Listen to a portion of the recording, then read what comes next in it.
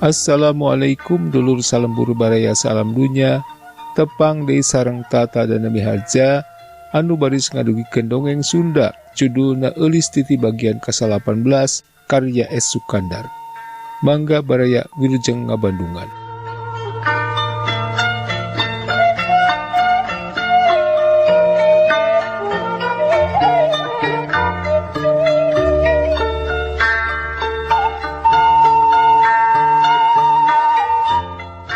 Bari ngaropi terus ngobrol silih tempas di piringku suara musik nuti tadi ngemprung nambah-nambah hegarna di jero restoran.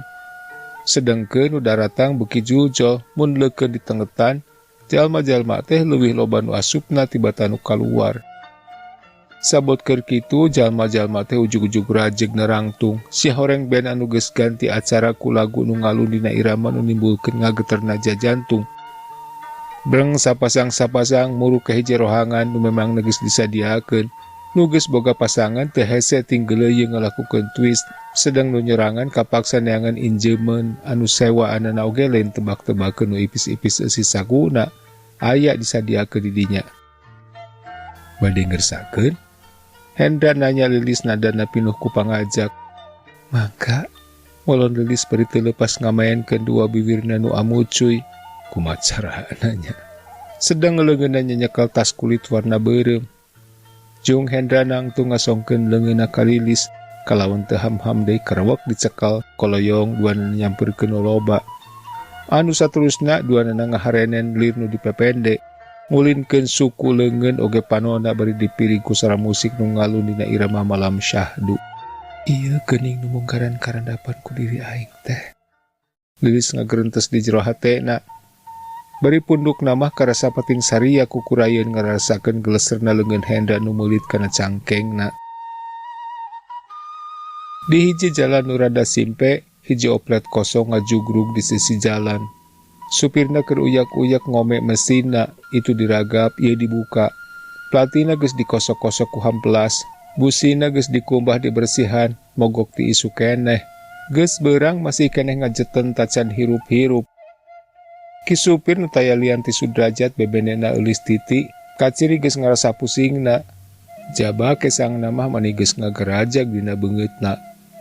Harita manehna geus ngabogaan oplet sorangan, jadi geus henteu ngenekan di daman supir truk anu baheula mawa ka manehanana tea. Lantaran geus kitu meureun kersana Gusti Nu Maha Agung, Sudrajat ngaronjat tahapan kehirupanana. Nu jadi lantaran mah Sudrajat teh sok leukeun meulian lot undian, sakitu sok ngabulasin we teh. Ih, tara kapok meuli deui. Kukang daman mah sok mindeng digeunggeureukkeun, basana lebar kahambur-hambur duit di piceunan teu puguh. Da meunang mah moal paling-paling beunangna teh kudu jargu deui. Da eta meulina lain saeutik-saeutik ti cara Sudrajat, ukur meuli salambar. Kitu oge make kudu puasa udu 2 poe, dibelaan ku udu cik ti babaturanana. Nah, atuh dina hiji waktu mah ana jedak teh lotna meunang kana pris kadua pisan. Turug-turug meuli na teh kabeneran deui meuli lambaran anu pol. Bakating ku bungah-bungahna manehna tepi ka ngalengger kapaehan, teu kuat nahan emosi nu ngaganggu kana jantungna. Atunya teu wudu Kang Daman jeung pamajikanana kabawa ribut, Sudrajat digugulung kuduaan sarta sirahna dikopyok diceuceuhan. Sanggeus duitna katarima, teu talangke deui manehna meuli oplet. Tina kenekna kontan menta eureun, lantaran maksudna ayeuna mah hayang hirup macakal usaha sorangan. Kakang Daman saanak pamajikan, teu poho manehna ngabagi-bagi perelek nu lain lumayan. Kitu deui sabagian manehna nyumbang badan sosial yatim piatu jeung pembangunan masjid di kampungna. Wah, pencucian uang atuh.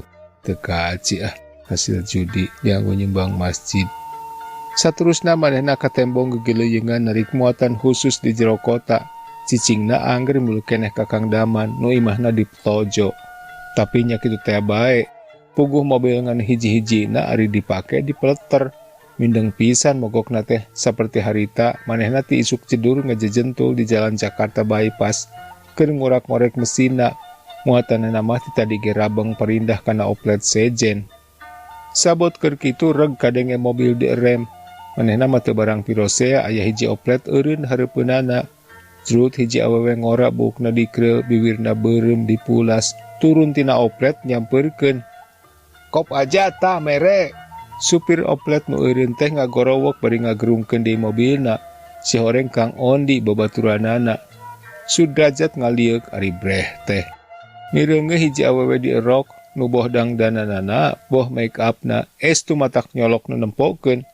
Coba hiyak na minyak sengit mani matak giung, matak lendeng nambah lieur na nuker ngomean mesin.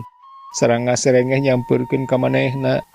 Mogok neng, luk di Sudrajat ngahamplas platina. Hihihihi, masa Kang Ajat lupe?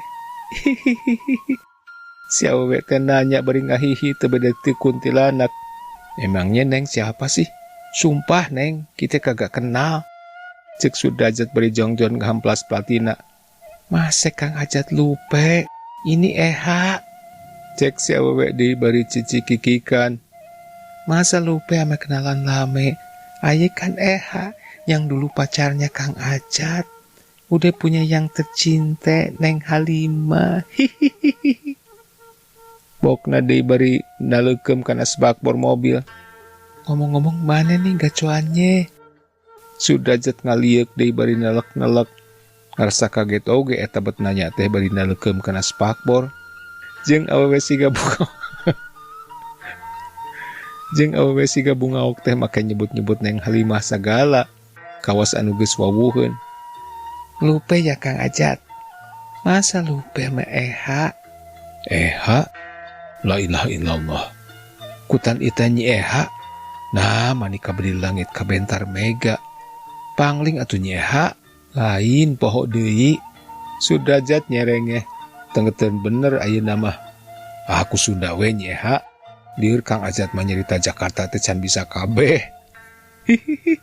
Nah kumaha kitu rupa Eha ayeuna teh Kang Ajat? Beda kitu. Pokna bari uman iman gumelis. Bogo we nyeha. Beda lagi 100 jungkal juralit. Sudrajat nyerengeh deui. Panonna mah rutret kaluhur kahandap. Jadi geulis kitu Kang Ajat. Bener kitu nyeha. Jika Putri Duyung. Sudrajat bari ngabalieur. Nyumputkeun beungeut nanahan piseurieun. Kelacet be manehna unggah kana mobilna. Dijejek starterna. Gerung-gerung bae mesinna hirup digerungkeun. Tetep ayeuna mah teu sakara-kara. Geus kitu Jrut deui turun nutupkeun kap mesin, kalacat deui kana mobilna. Nyi Eha nuturkeun geak diuk di gigireunana. Mereka mana Eha teh? Sudrajat nanya. Eta Kang Ajat bade ka mana? Nyi Eha malik nanya. Kang Ajat merek usaha nambangan. Mending ke urang karorompok Eha Kang Ajat. Sono hoyong ngobrol. Pokna deui bari ngalende. Sudrajat mani mepet ka deukeut. Sudrajat mani mepet ka deukeut panto. Kapan ieu keur nambangan Eha? Pugu sono nama hayang nyaho dongengna kumaha kaayana Juragan Jayadi saperk ditinggalkeun ku Kang Ajat. Oke pilih Kang Ajat pai uninga naon margina pangna Eha ngandungkeun Neng Halimah. Bugu we nya Eha ngan ieu kagok keur nambangan turug-turug tacan bebeunangan Kang Ajat teh. Puguh mogok tisuk mula kakara Jrut pisan. Sudrajat nyata-nyata bingung. Alah hayu we Kang Ajat, keun ke ku Eha digentosan. Sok sabaraha kengingna sadinten? Cekap upami digentosan 1 juta. Nyi Eha bangun nu sombongna keur nembongkeun yen loba duit. Lain kitu Nyi Eha. Jeung saha Nyi Eha di imah teh? Kadua kalangkang atuh Kang Ajat. Puguh kisahan sudieun hiji jeung Eha mah. Nyi Eha dari anaker nyaritana malah semu-semu nu ngageuri. Di mana tebih ti dieu? Caket eta di pasar rumput. Ti dieu mah cepet lempeng mengko sakedik. Dugi weh tetebih ti pasar. Ayo atuh ngan ulah la teuing we nya. Sudrajat bari ngajejek kopling ngasupkeun persneleng. Saenggalna oge nu sosonoan. Sareng sawios atuh dasa dinten ieu mah diborong ku Eha. Mal burung dibayar Kang Ajat. Nyi Eha ngagleunyu asa meunang. Geus kitu mah gerung mobil maju mengkol ngenca ti dinya nyemprung lempeng. Loba nu nyetop oge rek numpang teu dipalire ieu. Malah ku Nyi Eha sorangan diberi isarahna yen oplet teh moal ngasupkeun di panumpang. Srog ka jalan pasar rumput, mobil ngageleser lalaunan, terus meleteng ngalong jambatan. Mengkol ngenca, Teu sabaraha jauhna ti dinya Sudrajat dititah eureun ku Nyi Eha. Tuh itu rorompok teh ti dieu ge katinggal, cek Nyi Eha nunjuk. Sudrajat teu nyarita naon-naon, jerut turun terus nuturkeun Nyi Eha.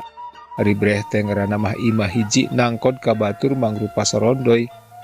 Ngan edas gedena teu beda ti saung ranggon, leuit onaman gede. Mangga cali Kang Ajat, sanes ke bumi ieu mah saung lisung. Nyi Eha mukakeun panto, cetrek ngalaan kunci gamblokna. Reket panto dibuka ngageret, taksiran mah engselna karahaan. Bu Sudrajat ka jero mani dongko puguh lawang teh handap naker. Ari Bu Sudrajat ka jero, manehna molohok bengong lantaran di jero imah teh bidikna paragpa ku gambar-gambar jeung potret-potret lalaki, ditapelkeun meh pinu sabudeurna. Paparabotanana mah teu loba, ukur pago dieusi ku alat-alat ngageulis, pas solengkrah campur jeung boboko copong katut piring seng kotor, cangkir seng poci beling geus buntung eueuh cangklekan. Bu si Eha ka enggona teu dilepet cenghul deui kaluar. Sudrajat mending ngaranjuk lantaran mireungeuh Nyi Eha ngan ukur make BH, kahandapna ukur ditutupan ku underrok luhureun tuur. Ngagoloyoh nyamperkeun Sudrajat nu keur diuk dina bangku awi. Teu wanian diuk dina kursi hoe anu geus reyo nu narilap sukuna. Gek manehna diuk gigireun Sudrajat, teu sirikna mani adek awakna ka Sudrajat. Ana cek teh sukuna ditumpangkeun kana suku manehna. Sudrajat ngaranjuk deui bae reuwas, rek ngejat geus daya bahan, tadina diuk sisi teuing. Nganaonan ieu teh Eha? Sudrajat menimuri geus bari ngareret. Lah kumaha kitu Kang Ajat? Nyi Eha api-api teu ngarti. Kalah goledag sirahna disarandekeun kana tak-tak Sudrajat. Ulah kieu atuh Eha pamali. Kumaha Kang Ajat pamali? Kang Ajat mah sok api-api nu cemi beuki. Ganta parah deui krewek bae Nyi Eha ngarangkul beuheungna. Lah, nanaonan ieu teh? Sudrajat ngejat. Duh Kang Ajat pepeurieun kapungkur atuh. Nyi Eha nangkot bari beungeutna adek kana beuheung jeung pipina. Aduh, eling Eha, nanaonan ieu teh Eha?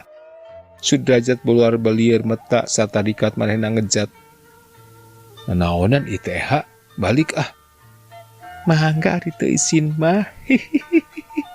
Manehna kalah nyikikik. Nah kumaha kitu Eha?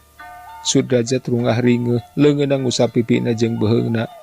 Ari diilikan leungeunna lamedong beureum, pantes atuh da tepa tina bibirna Nyi Eha. Tong teuingeun. Sudrajat ngalengis, ngusap-ngusap beungeutna. Ari diilikan tapakna dina leungeunna, nya kitu keneh beureum teu beda ti nu dicet. Atuh gek deui manehna diuk teu waniun kaluar. Bade muli, mangga we da panto mah teu ditulakan. Cing Eha nginjem enteung. Tuh candak dienggon. Pangyokotkeun atuh geus beurang Eha rek balik. Ka dieu ku Eha urang bersihan, tapi ulah wakamuli. Apan bade ngadangukeun dongeng teh ya? Atuh geuning bet kalah ka ngoleg. Moal ayeuna mah asa ulah wakamuli bae nya. Nyi Eha ngarongkong sapu tangan, cur dicaian tina kendi songhek. Ditotolkeun kana beuheungna disusutan, sedot-sedot nu lamedong tina pepina dibersihan. Sangkilang geus bersih oge terus bae diusap-usap ku leungeunna. Bersih Eha? Sudrajat nanyakeun. Atos ayeuna mah tos kasep. Ceuk Nyi Eha bari gek diuk dina bangku. Najan ngarendeng, tapi ayeuna mah teu adek teuing, meureun sieun dipangejatkeun. Teu ngadaguan ditanya heula derek-derek bae Nyi Eha ngadongengkeun lalampahanana. Dicaritakeun ti mimitina waktu kanyahoan Sudrajat ngalolos minggat ti bumina Juragan Jayadi. Teu jadi kaributan da geus ditetelakeun dina surat nu ditinggalkeun hadapeun anggal. Nganeng Halimah mah teu pupuh jadi ngambek ka Nyi Eha.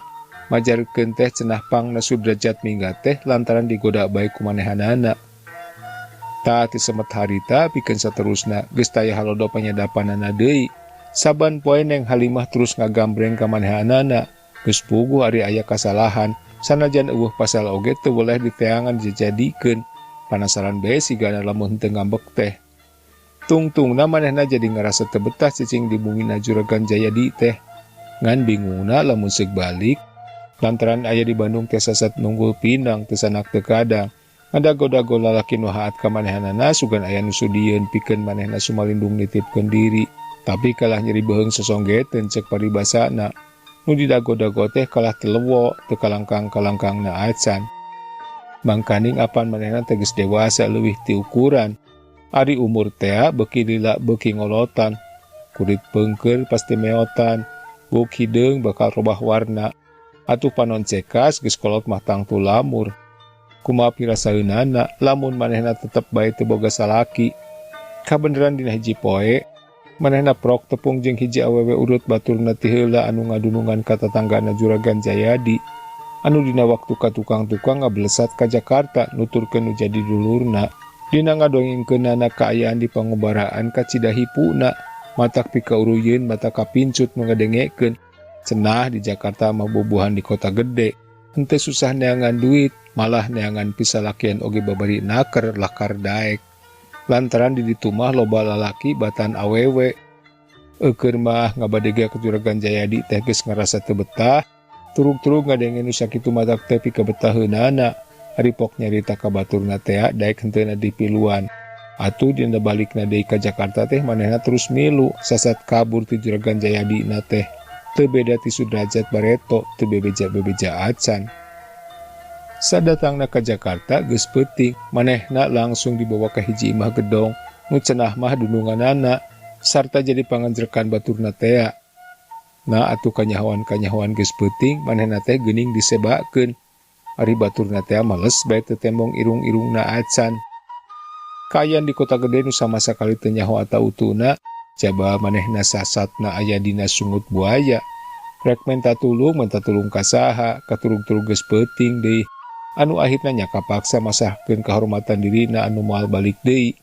Jalan sajen teu karong kudu kumaha carana pikeun nyalametkeun dirina. Meh sabulan manehna di dinya dijieun cocoan teu beda ti boneka hirup. Anu satuluyna sanggeus badana teu dipikabutuh deui manehna diusir teu beda ti anjing. Cobi kabarkeun Kang Ajat. Kamana eha kedah nyungsi, aya di lembur batur, turug-turug di kota gede teu baraya teu aya kekenalan. Seueur contoh mah Kang Ajat, nu tinggal leuwih di emper-emper toko sareng di kolong-kolong jambatan. Namung teu kolu atuh Kang Ajat pami eha kedah sararak siruruk sapertos nu bara maen mah. Sabot eha keur hulang-hulang mikiran pilakueun, trojol teh hiji istri sepuh-sepuh, tunyu tanya ka eha, ku eha dicarioskeun satara basna. Manehna ngajakan ka imah, basana karunya kanu katalangsara. Atuh eha teh haripeut nuturkeun. Ari jol teh, eha diparabkeun deui bae. Alih di dieu mah langkung-langkung cilakana. Sanes saurang dua urang. Puluh-puluh Kang Ajat teu tiasa mondah, gupkap beli genti. Kitu Kang Ajat kaayaan eha teh. Tug duwi kaina teu tiasa ngarobih di jalan hirup eha. Anu parantos nyasa mengapruk ku kerubutan dina jurang kahinaan. Kaya sanes ieu teh Kang Ajat, tos janten korban kapalsuan manusia nu ditanggung jawab. Diantawisna kapalsuan lalaki nu ngumbar nafsuna. Dina nutupkeun caritaanana teh, Nyi Eha bari ngudupruk nyuuh anu saterusna manehna ceurik sumegruk bangun nu kanyanyerian. Dedeh teuing Eha. Tacan leuir-leuir teuing, masih kene aya dangka bikeun Eha balik deui kana jalan nu lempeng bener. Sudrajat ngupahan. Kumaha Kang Ajat? Nya tiasa bae, namun kedah aya jalana, kedah aya nu ngajaib. Saha bijamieunana nu kersa nyait Eha tina jurang kahinaan ieu. Kampil nyarios mah Kang Ajat, namun buktosna teu aya saurang oge Kang Ajat, sadayana oge mung saukur nyaah dina bibir wungkul, beri aya pangarahan nu teu munasabah. Nyi Eha tetep kaguk-guk. Sudrajat ngadenget caritanan Nyi Eha anu sakitu melas-melisna bari pegat-pegat lantaran kaganggu ku inghakna, sajongjongan ngahuleng. Dina hatena ngagolak hiji perasaan nu pinuh ku kadeudeuh jeung kawatir anu teu kira-kira gedena. Ngan manehna bingung, kudu kumaha nulunganana. Anu matak manehna teu bisa ngomong deui, ukur neuteub seukeut kanu keur ngalumpuruk hareupeunana. Bari celak-celak si panonna rag-ragan.